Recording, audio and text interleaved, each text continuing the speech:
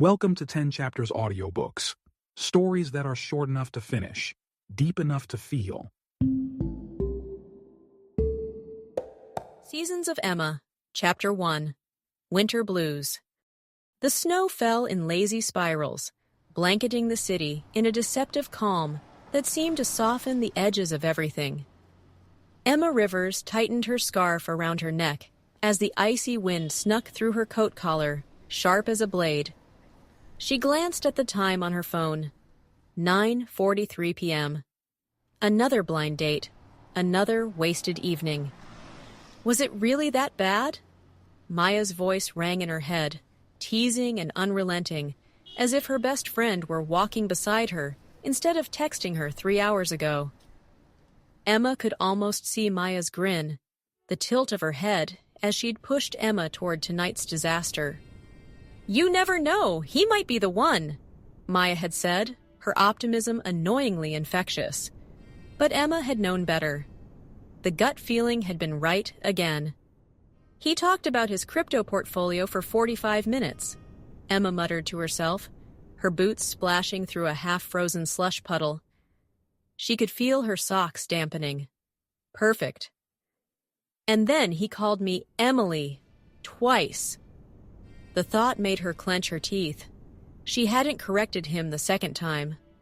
What was the point? At least there'd been a free glass of wine. Small victories, she supposed. A sharp gust of wind cut through the street, making her shiver. She pulled her coat tighter, but it wasn't enough to keep the chill or the loneliness out. Manhattan always felt lonelier in the winter. The snow, beautiful as it was, seemed to muffle the city's usual cacophony. Tonight, the streets were unusually quiet, save for the occasional rumble of a taxi or the distant hum of traffic. Most people were inside by now, tucked away in warm apartments or cozy bars, their windows glowing softly like tiny promises of sanctuary. Emma hated this feeling. She hated the ache in her chest when she saw couples huddling close under shared umbrellas or laughing as they dodged puddles. Their joy seemed so effortless, so unreachable. She forced her gaze to the pavement, quickening her pace as if she could outrun the thoughts creeping in. Her mind wandered to her apartment. Pickles, her cat, would be waiting, probably sitting atop the radiator or glaring at her from his perch by the window. The image made her smile faintly. Pickles was her one constant, her grudging companion through endless late nights of sketching or binge-watching shows she'd already seen twice. But the thought of going home felt heavier tonight. The silence of her one-bedroom apartment wasn't the comforting kind. It was the sort that amplified every doubt, every insecurity, every what-if she tried to ignore during the day. She turned the corner on impulse, her boots crunching against the fresh snow. Elliot's Café came into view, its warm glow spilling onto the street like a beacon. She hesitated for a moment, but the cold and the thought of a steaming cup of tea pushed her forward. She reached for the door, the small bell above it chiming softly as she stepped inside. The café was as familiar as a favorite book, every detail etched into her memory. The walls, painted a deep, comforting green, were adorned with mismatched frames of vintage postcards and quirky sketches. The smell of freshly brewed coffee mingled with the buttery scent of pastries, wrapping around Emma like a hug. A couple of night owls sat at scattered tables, hunched over laptops or flipping through notebooks. "Oh, Emma!" Danny's voice broke through the quiet. The barista's green hair peeked out from under a knit beanie, and her friendly grin was as warm as the cafe itself. "Usual?" Emma nodded, managing a tired smile. "Please." "Rough night?" Danny asked, sliding a mug under the espresso machine. "You could say that." Emma leaned against the counter briefly, watching as Danny prepared her drink. The soft whir of the machine was oddly soothing. Danny didn't press for details, just handed Emma her mug of peppermint tea with a wink. "Here, on the house. You look like you need it." Emma's smile grew a little more genuine. "Thanks, Danny." She carried the mug to her favorite corner table by the window. It was a small table, just big enough for her drink and her ever-present sketchbook. From this spot, she could see the street outside and let the world pass her by without demanding anything from her. The tea warmed her hands as she held the mug, letting the steam curl up into her face.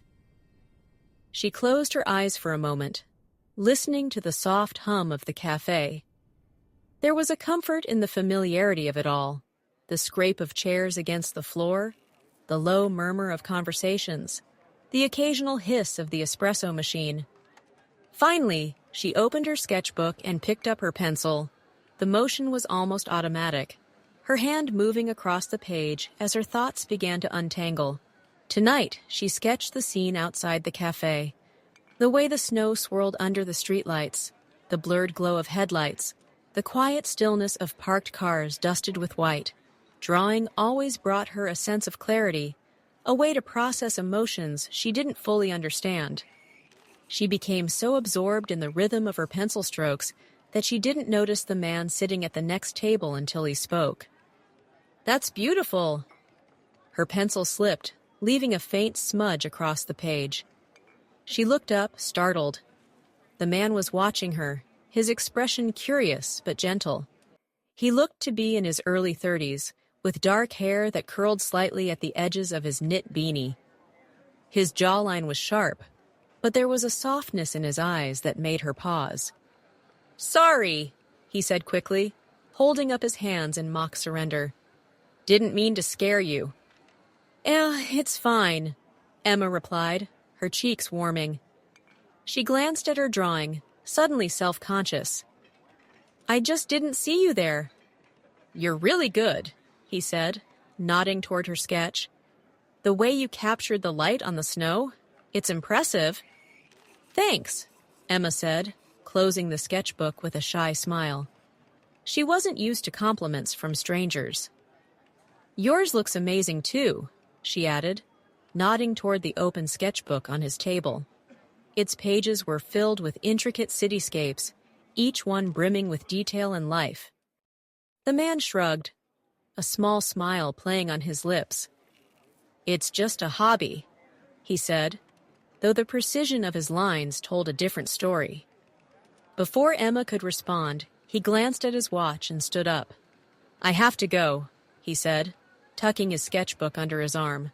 "But keep drawing. The city needs more of that." And just like that, he was gone, disappearing into the snowy night.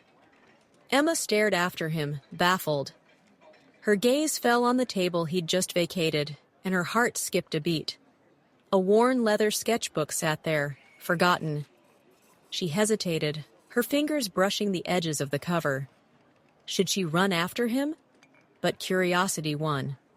When she flipped it open, her breath caught. The pages were filled with stunning illustrations, skylines, crowded subways, street performers frozen mid-motion. Each one seemed alive, as if the city itself had spilled onto the pages. Toward the middle of the book, she found a sketch of Elliot's Café, its warm light spilling onto the snowy street. In the bottom corner, a single line of text was written in small, neat handwriting. "Some places hold the echoes of what we're searching for." Emma stared at the words, her chest tightening with an inexplicable sense of wonder. She glanced toward the door, but the man was long gone. All she could see was the snow, falling faster now, smudging the edges of the world like a half-finished sketch. For the first time that night, Emma smiled, a small, genuine curve of her lips. Maybe this evening wasn't a total waste after all. End of Chapter 1.